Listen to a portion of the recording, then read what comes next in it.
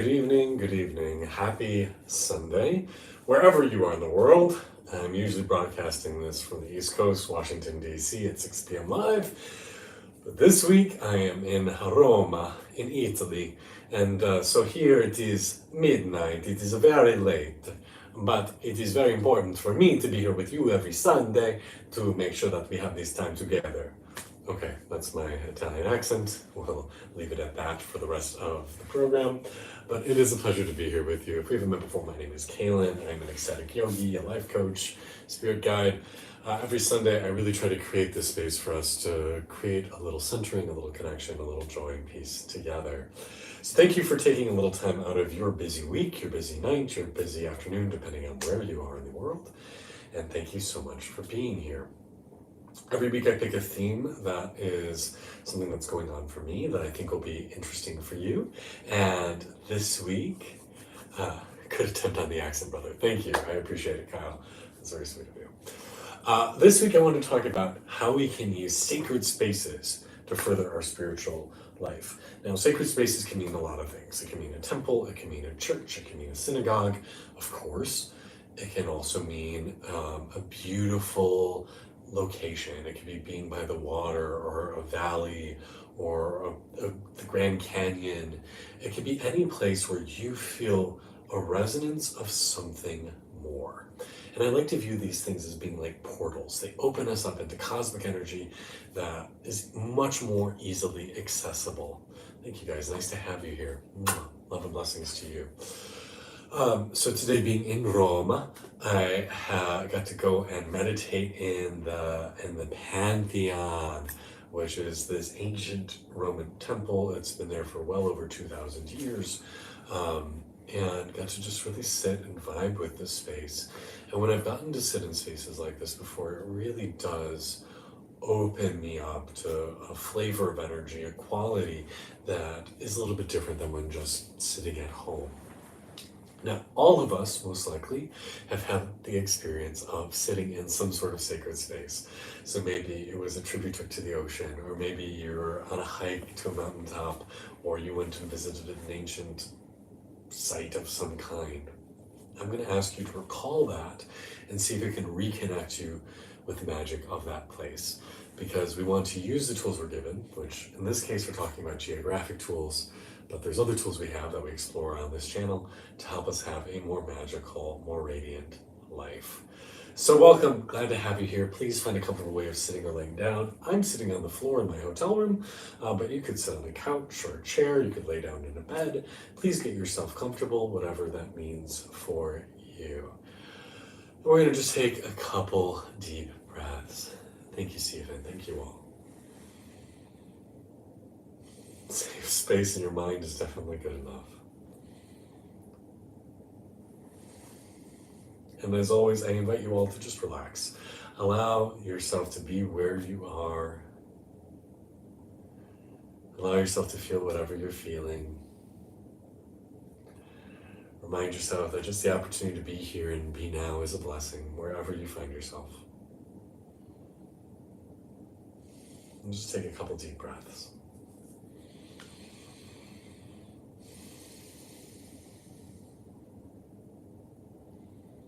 And I want you to focus that with every exhale, every breath out, can you just soften a little bit?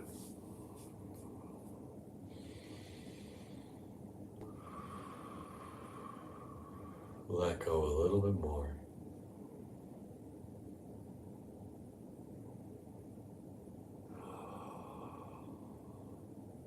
We're often so tense, we're often so tight and worked up and stressed out. For a few minutes today, just let that all go. There's nowhere else you need to be, nothing else you need to be doing. You're just here with me, or we're just here with your family doing this meditation, your spiritual family.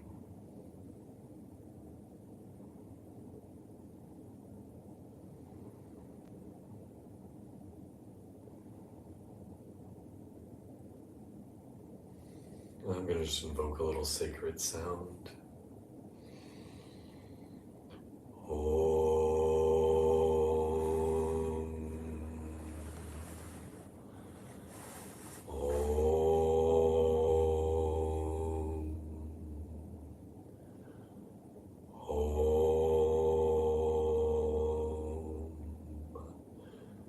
Shanti, Shanti, Shanti. Peace, peace, peace. So I invite you to close your eyes. I would like for you to let your mind drift to a time and a space where things felt buzzy, magical, expansive, ethereal, whatever word resonates for you. I can think of a hike I did in Yellowstone National Park. And climbed up to this hilltop and saw this huge expanse of the park. Or I can think of a time in northern Michigan, standing on Lake Michigan, and it just being unbelievably beautiful. I can think of temples I've sat in India, or meditation centers in the United States, or Notre Dame Cathedral in Paris, or even something as simple as a beautiful part of the forest.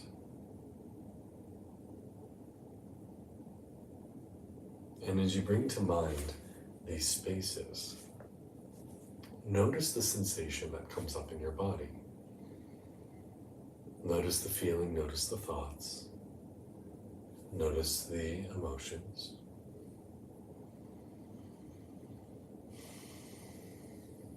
And silently ask inside, I'd like to reconnect with the energy of this space.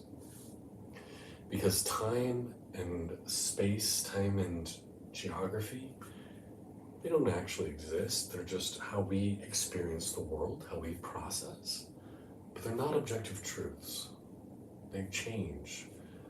They're malleable. So just as you and I might be sitting on different parts of the globe, or maybe you're watching this days or weeks after we broadcast it doesn't matter. We can still be here together.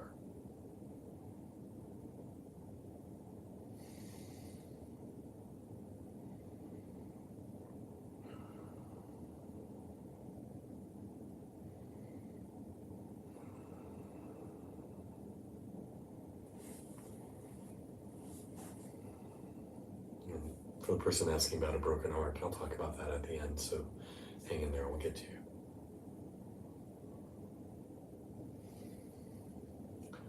So even if this is not a place you've been to, it's just a place that you're imagining, it's okay.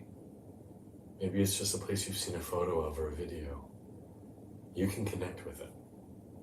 You can be there. And you can invite the magic of that space to show up. One time I really felt this really strongly is I was in India, in Pune, and I went to this temple for Ganesha, the elephant-headed deity, and it's a very old temple. It's one that people have been practicing in, meditating in, making offers in for quite literally thousands of years. And you sat down and it was like doorways open to another cosmos. And I can sit here now, years later, and envision that space. And some of that magic comes back. That doorway is still there. Because energy is not limited by time and space. Just as like the energy of love. We've talked a lot on this channel about how love transcends death. It transcends, space and time. You can feel the love of somebody who's left you decades ago and it still be present for you. I feel my grandmother, my closest family member, I still feel the love we've shared very presently whenever I invoke her. I can feel the love of friends who are no longer in my life by choice or by karma or by their decision, whatever.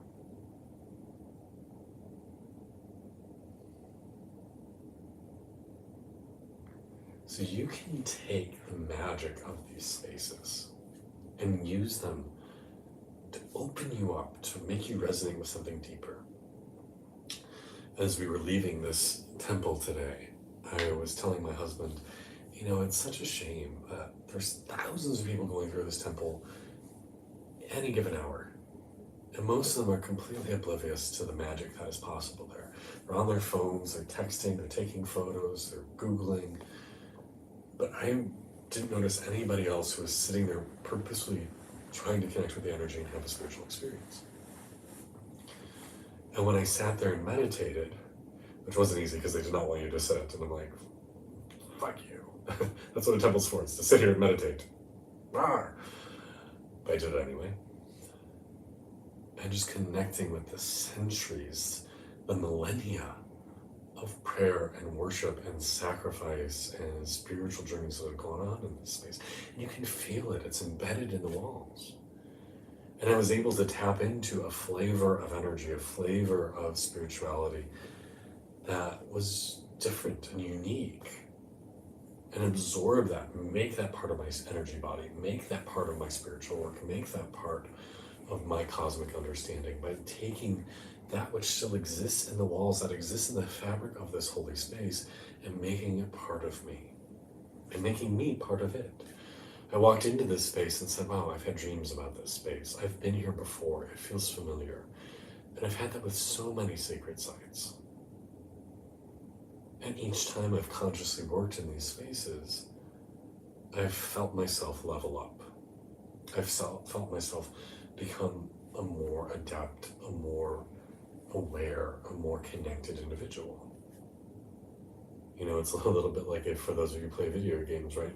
You quite literally hit the next level by doing that quest, going to that place, getting that gear, right? Making these pilgrimages. That's something people have done throughout society, making a pilgrimage to a sacred site in the belief that doing so gives you a spiritual gift. Like, it's a real thing. Every temple I've gone to, every sacred space in nature, every energy vortex, every sacred space has made me a better person. And so even if you've been to one previously and you didn't appreciate it at that time, go back there now.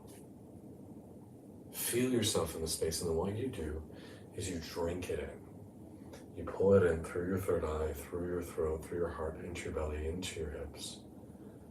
Pull it up your spine, through from your pelvic base and up to the crown of your head. And in doing it this way, we make this part of our energy body, because this is the natural circuit our energy runs in, down the front, up the back. And we pull it into our energy. We become part of it, and it becomes part of us. And we become better that way. And you can do this anywhere. You can also do this with people. And I consciously connect my energy body with my husband's, and know that we are something greater together than apart.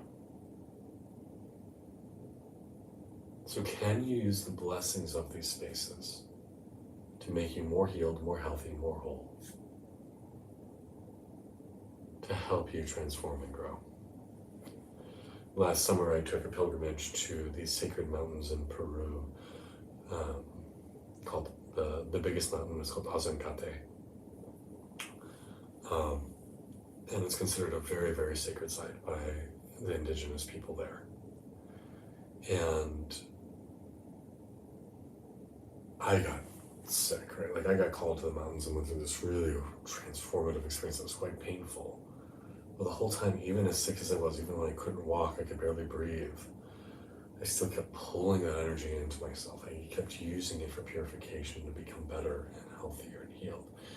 And I came out of that experience, even through all the suffering, a much better person. So this is my wish for you today.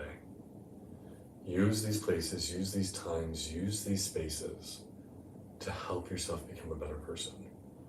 Walk into these spaces, drink it in, become aware of your energy, become aware of your flow, become aware of your breath, and use it to evolve. Because these spaces are gifts. And so many people who walked through that temple today missed it. But maybe there was a few who were aware of the depth and were able to use it to open and grow. And sacred spaces are all around us. They occur in nature. They can be man-made. They can be animal-made. They can be in a space where love exists between people that's very pure. That can be a sacred space.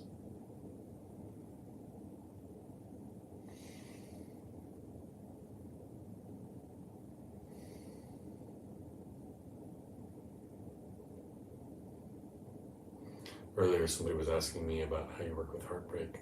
For me, when I've experienced heartbreak, this is actually one of the things that I'll do is I'll go to, like my favorite is a body of water. I'll go to a river or the ocean or a big lake, and I'll draw on the energy of the space and ask it to clean me, purify me, wash these emotions through me, help me heal, say, I can't carry these emotions anymore, take them from me, and allow the energy of the water, the spirits who live there to help me purify, help me let this go and clean.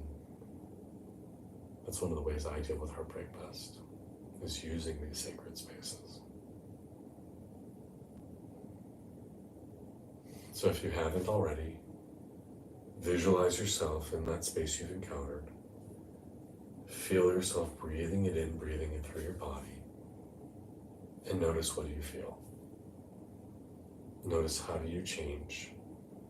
How do you become empowered in a very real way through this?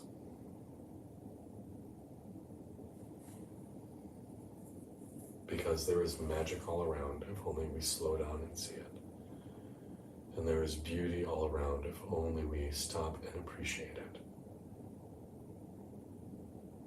To realize that this world is a gift. These lives are a gift.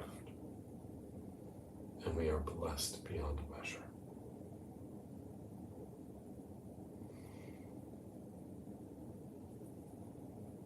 Om Shanti, Shanti, Shanti, peace, peace, peace. You know, we live in a time where everybody wants to say this is a really difficult time on the planet. There's so much anger, there's so much frustration, there's so much rage, there's so much suffering. And I'm not going to discount that. I'm not going to say that that's not true. But we also live in a wonderful time.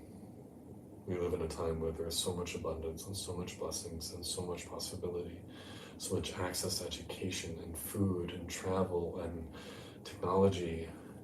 In some ways, we live in the best possible time. But we have to train ourselves to see it that way.